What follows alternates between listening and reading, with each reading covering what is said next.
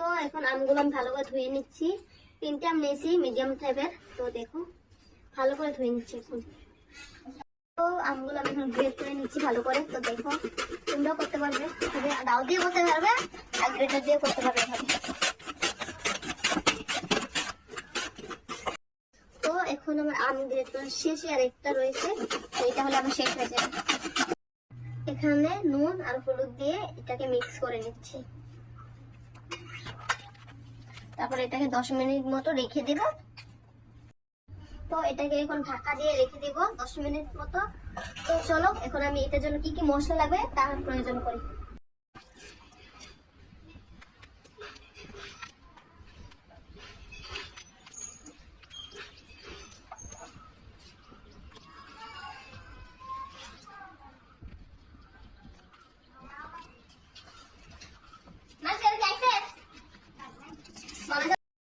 তো এখানে আছে যে গোলমরিচ আছে, আরো পাঁচফোড়ন আছে, জিরে আছে, শুকনো লঙ্কা আছে, আরো এটা হলো কালো সরষে। তোমরা চাইলে তোমরা সাদা সরষে দিতে পারো। তো এটাকে আমি এখন ভালো করে গরম করে নেবো। তো প্রথমে আমি এখানে মরিচ দিয়ে দেবো। মরিচ দিলাম প্রথমে এখানে।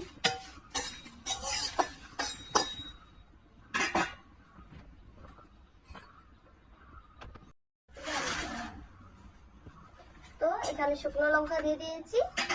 এখন দিয়ে দেবো আমি জিরা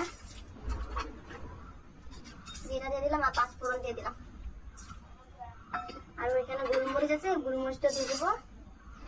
এখানে সর্ষেটা আমি করে দিচ্ছি। তো চলো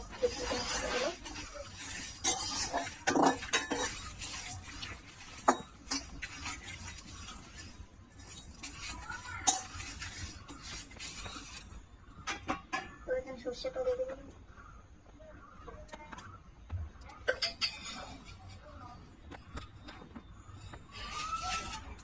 সর্ষে দিয়ে দিলাম। তো এটাকে একটু গরম করে নেব।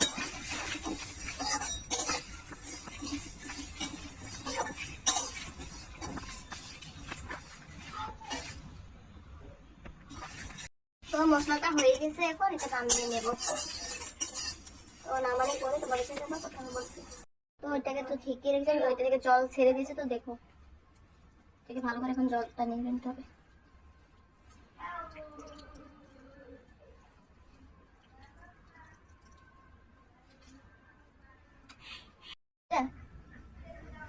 তো হলুদ করে দিতে পারো। আর একটা জিনিস, কাশ্মীরি লঙ্কা গুঁড়ো, এটা দিলে ভালো কালার হবে। আর ভাজিয়ে রাখা মশলাটা 1 চামচ মতো দিয়ে দিই। তো এটা মাখা হয়ে গেছে, এখন আমি তেলটা রেডি করে নেব। আর কালো জিরে দিয়ে দিচ্ছি এখন।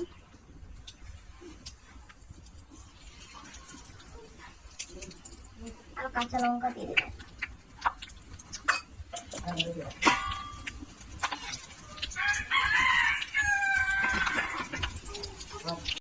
হলুদ দিয়ে দিলাম, কাশ্মীরি লঙ্কা গুঁড়ো।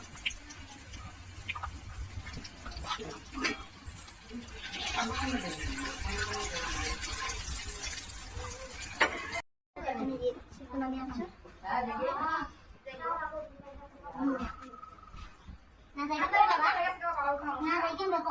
আর তেলটা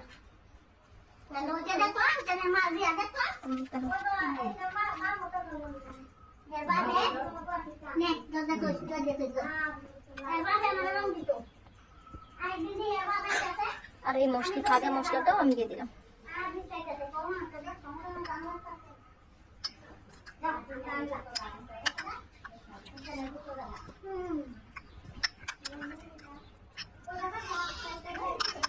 তো দেখো কেরম হয়েছে।